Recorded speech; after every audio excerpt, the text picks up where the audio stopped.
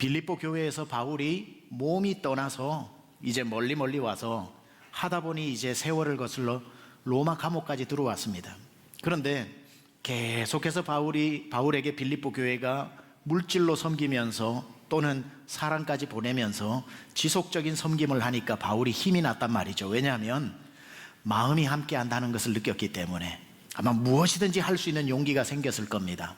그런데 어느 순간인가부터 그렇게 오던 물질이 끊어지기 시작할 때에 바울의 마음은 물질이 없어서 힘든 것보다 그를 짓누르는 것은 그렇게 마음을 다 주었던 빌립보 교회 성도들의 마음이 떠난 것인가 싶어서 물질이 오지 않는 것 보니까 물질이 아니라 마음이 떠난 것이구나 하는 그 깊은 짓눌림 속에 있었는데 웬일입니까? 에바브로디도의 손을 통해서 그간에 밀렸던 물질을 함께 담아서 보내온 것입니다.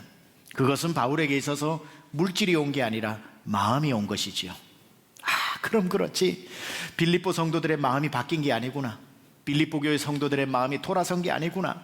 그래서 그 마음 담긴 물질을 받았을 때의 바울의 기쁨은 내가 크게 기뻐한다, 메가톤급으로 기뻐한다라는 이야기를 함께 나누면서 지난번 설교의 전천후 크리스찬에 대한 이야기를 나누었습니다. 바울이 고난을 당하고 이 로마 감옥에 있을 때에 빌립보 교회 성도들이 멀리서 바라보면서 팔짱을 끼고 그 고난을 감상한 것이 아니라 바울과 함께 마음을 같이 해서 그 고난의 한가운데로 뛰어들어 그 고난을 절반으로 나누어서 바울이 지고 가는 고난을 가볍게 해준 그 일이 너무 고마웠다는 겁니다. 그 일에 대해서 지난번 본문이었던 14절은 이렇게 말씀하고 있는 거죠. 그러나 너희가 내 괴로움에 함께 참여하였으니 잘하였도다. 여러분, 내가 기쁜 것은 여러분이 나의 고난을 감상만 하는 것이 아니라 내 고난에 함께 참여하였으니 잘하였도다. 너무 감사합니다 라고 빌립보 교회 성도들의 마음을 확인한 바울의 기쁨을 나누었습니다. 자, 이제 이렇게 바울이 빌립보 교회 성도들로부터 물질도 받고 마음도 받았으니 얼마나 기쁨이 컸겠습니까? 거기서 끝날 바울이 아니지요. 물질로 섬김을 받고 난 뒤에, 마음까지도 받고 난 뒤에 오늘 저와 여러분이 읽은 15절에서 20절까지는 바울이 되돌려주는 축복입니다. 빌립보 성도는 물질로 섬겼고 물질을 받은 바울은 하나님 앞에 기도하여 그들에게 복을 빌어주는데, 그래서 오늘 제목이 섬기면서 받는 복입니다. 빌립보 교회 성도들이 섬긴 것 때문에 바울을 통해서 하나님이 어떻게 복을 주시는지에 대한 이야기가 15절에서 20절에 있으니 오늘 한 분도 빠지지 마시고, 또 가정에 있는 분도 한 분도 빠지지 마시고 오늘 이 복 다 받아 누리시기를 축원합니다. 오늘 15절에서 20절까지를 이렇게 구분해 볼 것 같으면 빌립보 교회 성도들이 어떤 자세로 섬겼는지가 나오고 그 섬긴 것 때문에 어떤 복을 받게 되는지가 나오니 오늘 저도 설교를 두 개로 구분을 해서 첫 번째 어떻게 섬겨야 하는지를 나눌 것이고, 두 번째 그 섬김 때문에 어떤 복을 받게 되는지를 또 설교하도록 하겠습니다. 잘 들으시고 섬기고 복을 받으시기를 축원합니다. 오늘 본문에서 빌립보 교회가 어떻게 섬겼는지, 첫 번째 섬김의 자세는 오늘부터 섬기는 섬김의 자세였습니다. 언제부터라고요? 오늘부터 섬기는 섬김의 자세. 언젠가는 섬기겠다는 사람은 세상에 많아요. 그런데 오늘부터 섬기겠다고 하는 사람은 참 적습니다. 빌립보 교회는 언젠가는 바울의 일에 동참해야지라고 하지 않고, 사정 형편을 따지지 않고 할 수 있는 한 오늘부터 시작한 교회였으니 그 섬김이 귀하고 귀하다는 말입니다. 15절 16절을 보면 빌립보 사람들아 너희도 알거니와 복음의 시초에 내가 마게도냐를 떠날 때에, 잘 보셔야 됩니다. 마게도냐를 떠날 때에 주고받은 내 일에 참여한 교회가 너희 외에 아무도 없었느니라. 16절 데살로니가에 있을 때에도, 이것도 잘 보셔야 됩니다. 데살로니가에 있을 때에 너희가 한 번뿐 아니라 두 번이나 나의 쓸 것을 보내었도다. 15절 16절에는 두 때가 나옵니다. 15절에는 내가 마게도니아를 떠날 때에 너희가 주고받는 일에 물질로 나에게 섬겨주었고, 16절에는 내가 데살로니가에 있을 때에도 너희가 한 번, 두 번 섬겨주었다. 우리 한글 번역에는 한 번, 두 번이지만 새 번역에는 몇 번이라는 말이 나오고 영어로는 again and again when I was in need.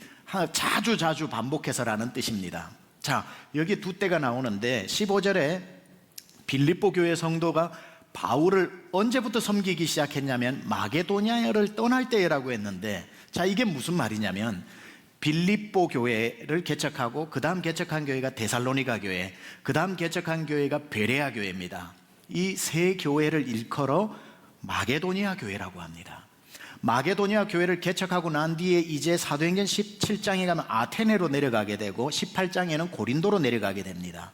그러니까 이 말은 마게도니아를 떠날 때라는 말은 바울이 빌립보 교회를 들어가서 개척을 하고 그 다음 데살로니가 교회를 개척하고 이 베레아 교회를 개척하고 난 뒤에 마게도니아를 떠날 때에, 학자들은 이야기합니다. 이때가 대략 AD 51년경이고 바울이 빌립보 교회를 개척하고 데살로니가 베레아 교회를 개척한 뒤에 떠날 때까지 기간을 최대 한 1년 정도로 잡습니다. 자, 그렇다면 빌립보 교회가 마게도니아를 떠나는 바울에게 선교에 동참하고 섬겼던 그 섬김은 한 1년 정도밖에 되지 않는 크리스찬들이 이 일에 동참했다는 겁니다. 그러니까 섬김은 예수 믿고 한 5년 돼야 시작하는 게 아니라, 예수 믿고 난 뒤에 한 10년 돼야 이제 섬길 수 있는 게 아니라 예수 믿자마자 바로 시작할 수 있다는 것을 이야기해 주는 겁니다. 빌립보 교회는 그저 우리가 1년도 예수 믿은 지 1년도 안 되는데 우리가 뭐라고 하고 섬김의 기회를 놓치지 않고 마게도니아를 떠나는 그 1년 안에 벌써 선교에 동참하는 교회가 되었다는 거죠. 두 번째 섬김의 자세는, 빌립보 교회 성도의 섬김의 자세는 어떤 자세였는가? 지속적으로 섬기는 자세였습니다. 한번 그냥 뻑적지근하게 한번 대단하게 섬기고 평생 그걸 사골국처럼 우려먹는 게 아니라 지속적으로 섬기는 섬김을 가지고 있었다는 겁니다. 16절에 보면 데살로니가에 있을 때에도 너희가 한 번뿐 아니라 두 번이나 나의 쓸 것을 보내었도다. 한글 성경이 한 번이 아니라 두 번이나 보냈다고 이렇게 번역이 되니까 두 번 보냈나 보다 이렇게 생각하면 안 된다고 말씀드렸습니다. 원래는 몇 번, 수를 헤아릴 수 없는 몇 번을 보냈다는 것이고, 그래서 영어 성경에는 again and again when I was in need, 내가 필요가 있을 때마다 반복해서 계속 도왔다는 겁니다. 자, 빌립보 교회를 봅시다. 개척되어지고 바울은 데살로니가 교회를 개척하러 갔습니다. 6개월 정도밖에 되지 않는데 돕기 시작했습니다. 그리고 난 뒤에 베레아 교회를 개척합니다. 그리고 마게도니아를 떠날 때에도 빌립보 교회가 또 돕습니다. 그러고 난 뒤에 바울이 갈 때 10년 세월이 지나도 계속 도왔습니다. 나중에는 에바브로 디도까지 보내어서 돕기 시작했습니다. 로마 감옥 안에 있을 때도 물질을 보내어 바울이 이렇게 기뻐하는, 한 번 시작한 그 섬김이 한 번 또는 두 번으로 끝이 나지 않고 지속적으로 계속해서 끊임없이 섬겨나가는 이 자세를 하나님이 기뻐하신다는 겁니다. 섬김은 한 번 하고 마는 것이 아니라 계속해서 하는 것입니다. 섬김은 옛날 언젠가 통 크게 한 번 한 것으로 평생 하나님 앞에 그거 가지고 나가는 게 아니라 지속적으로 반복해서 꾸준히 성실하게 멈추지 않고 주님 오실 때까지 하는 섬김이 참된 섬김이라는 말입니다. 세 번째 빌립보 교회 섬김의 탁월한 자세가 뭐냐면 대가를 바라지 않는 섬김이었습니다. 대가를 바라지 않는 섬김. 누구든지 섬기면서 대가를 바라죠. 그러나 빌립보 교회의 이 섬김을 보노라면 대가를 바라지 않고 바울의 사역에 동참했다는 것을 알게 됩니다. 제가 아까 읽었던 15절에 보면은 마게도니아를 떠날 때에 라는 이야기를 했죠. 너희가 섬기는 일에 나와 함께 했다. 16절에 보면 내가 데살로니가에 있을 때에 너희가 여러 번 나를 도왔다. 자, 마게도니아를 떠날 때에 그리고 데살로니가에 있을 때에 두 개의 공통점이 있습니다. 무슨 공통점이 있죠? 빌립보 교회 성도들과 함께 있지 않을 때라는 겁니다. 빌립보 교회 성도를 떠나버렸을 때에도 떠난 그 사람을 계속해서 서포트하고 섬기더라는 거예요. 사람은요, 눈앞에 있는 사람에게 잘하게 되어 있습니다. 사람은요, 오는 사람에게 잘해주게 되어 있습니다. 나에게 잘해주면 당장 갚아줄 수 있는 사람에게 밥이라도 한 끼 사게 되어 있는 겁니다. 사람은요, 떠나는 사람에게는 인색해지게 되어 있습니다. 다시 볼지 못 볼지도 모르는 사람에게 후대해서 보내는 거 참 어려운 일입니다. 빌립보 교회의 섬김은 바울을 통해 무엇을 받으려고 투자 개념으로 한 게 아니었다는 거예요. 왜냐하면 그들의 섬김을 보노라면 빌립보 교회를 떠나서 다시 오지도 못할 것 같은 데살로니가에 있을 때에도 여러 번 도왔고, 그래도 오겠거니 옆에 있는 교회니까 생각했는데 더 멀리 베레아까지 가더니만 더 멀리 이제 마게도냐를 떠나버렸음에도 불구하고, 아니 그로부터 계속 복음 사역을 위해 온 땅을 돌아다녀도 그 사역을 도왔다는 것은 어떤 대가를 바라고 섬긴 것이 아니었다는 뜻이지요. 진짜 섬김은 대가를 기대하지 않고 순수하게 섬기는 것이고, 진짜 섬김은 내 눈앞에 있는 사람을 잘 섬기는 것도, 오는 사람을 잘 섬기는 것도 귀하지만 떠나보낼 때 잘 떠나보내고 떠나는 사람에게 후대하는 것, 그게 진짜 섬김의 아름다운 자세인 겁니다. 15절에 바울이 뭐라고 말하냐면, 섬기던 교회를 떠나왔을 때, 내가 마게도냐를 떠날 때에 주고받는 일에 동참한 교회가 너희밖에 없었다. 빌립보 교회밖에 없었다. 다른 말로 베레아 교회도 그 일을 안 했고 데살로니가 교회도 그 일을 안 했다는 겁니다. 저 멀리 비시디아 안디옥의 교회도 그 일을 안 했고 버가에 있는 교회도 그 일을 안 했고 루스드라에 있는 교회도 그 일을 안 했다는 겁니다. 내가 떠날 때에 동참한 교회가 너희밖에 없었다라고 칭찬하는 것은 다른 말로 해석하자면 그만큼 힘든 일이라는 거예요. 아이고 돕지 못 도와? 아니 떠나는 사람 잘 대해주지? 쉬울 것 같은데 그렇게 하는 교회가 없는 이유는 그게 그렇게 생각보다 힘든 일이라는 겁니다. 빌립보 교회가 위대한 것은 감히 아무 교회도 잘 못하는 그 일을 해내더라는 겁니다. 떠나는 바울을 잘 섬기는 것. 떠나는 사람에게 할 수 있는 섬김은 대가를 바라고는 할 수 없는 일입니다. 빌립보 교회는 바로 이런 아름다운 마음을 가지고 섬겼던 것이지요. 자, 이렇게 빌립보 교회가 섬겼던 세 가지 특징을 말씀드렸는데, 첫 번째, 시작 때부터 섬기기 시작했다. 언젠가는이 아니라 시작할 때부터 섬기기 시작했다. 두 번째는 지속적으로 섬기기 시작한 것을 멈추지 않고 지속적으로 섬겼다. 세 번째는 대가를 바라지 않고 섬겼다. 이게 섬김의 세 가지 자세입니다. 끝 아닙니다, 지금 설교가. 이게 이제 앞에 부분. 그러니까 이렇게 절반 부분입니다. 이제 빌립보 교회가 이렇게 세 가지로 섬겼으니 바울이 받고 입 닦느냐? 아니지요. 이제 후반부는 어떤 거냐면은 그렇게 섬김을 받은 바울이 하나님의 이름으로 그들을 축복하는 내용이 나오는 겁니다. 그래서 오늘 제목이 섬기고 받는 복인데, 여러분들 이렇게 빌립보 교회처럼 세 가지로 때를 늦추지 말고 지속적으로 대가를 바라지 말고 섬겨서 사람이 아닌 하나님이 갚아주시는 복을 누리시기를 축원합니다. 그러면 이렇게 섬기고 나면 하나님이 갚아주시는 복이 있는데 나누도록 하겠습니다. 첫 번째, 섬기면서 얻는 복은 뭐냐면은, 섬김은 기도의 사람을 만들어냅니다. 섬기는 사람에게 하나님은 기도하는 사람을 붙여준다는 겁니다. 자, 17절에 바울이 섬김을 받고 보니 기분이 너무 좋아가지고 그거 먹고 쓰느라 정신없는 게 아니라 17절에 뭐라고 이야기하냐면은, 내가 선물을 구함이 아니요, 다른 말로 내가 여러분으로부터 돈을 받아서 기쁜 게 아니요, 내가 왜 기쁘냐면 섬긴 그것 때문에 내가 오직 너희에게 유익하도록 풍성한 열매를 구함이라. 여러분이 나를 섬겨준 것 때문에 내 입에서 축복 기도가 막 나옵니다, 이 뜻이에요. 여러분에게 유익하도록 풍성한 열매가 풍성하도록 내가 구하고 있다. I am asking God. 내가 하나님 앞에 지금 구하고 있다. 무엇을 풍성하게, 여러분이 유익하게 복이 넘치도록 내가 기도하고 있다. 자, 이런 뜻입니다. 자, 보세요. 섬김이 주는 복이 뭐냐면은, 여러분이 섬기면 섬김을 받은 그 사람 입에서 여러분을 축복하는 기도가 나온다는 거예요. 그게 얼마나 섬기는 사람에게 복이 되는지 모릅니다. 바울이 지금 보세요. 내가 물질 받아가지고 물질이 좋아가지고 이렇게 웃고 있다고 생각하지 마라. 내가 이렇게 기쁨으로 하나님 앞에 마음껏 여러분을 위해서 복 빌어주는 것으로 기뻐하라. 내가 지금 기도가 멈추지 않고 나온다. 빌립보 교회 성도들이 섬김으로 말미암아 바울의 입에서 기도를 끌어내고 있는 겁니다. 섬김을 받은 바울의 입에서 어떻게 축복 기도가 나오지 않겠습니까? 그래서 이렇게 표현해도 됩니다. 섬김으로 기도의 동력자를 만들라. 여러분들이 주변에 기도해 주는 사람이 많기를 원하신다면요, 간단합니다. 섬기세요. 섬겨 놓으면 섬김받은 그분들이 기도 속에 여러분을 놓고 기도합니다. 섬김으로 기도의 동력자를 만들라. 중요합니다. 섬길 때 받는 두 번째 축복이 뭐냐면은, 섬김은 하나님께 올려지는 향기로운 제물이기 때문입니다. 눈에 보일 때는 사람을 섬기는 것 같고, 눈에 보일 때는 사람에게 섬기고 공개하는 것 같아도, 성경은 사람에게가 아니라 사람을 통하여입니다. To the people이 아니라 through the people, 사람을 통해서 결국은 그 섬김이 하나님께로 올라가는 예물이 되고 하나님이 기뻐하시는 일이 된다는 겁니다. 18절입니다.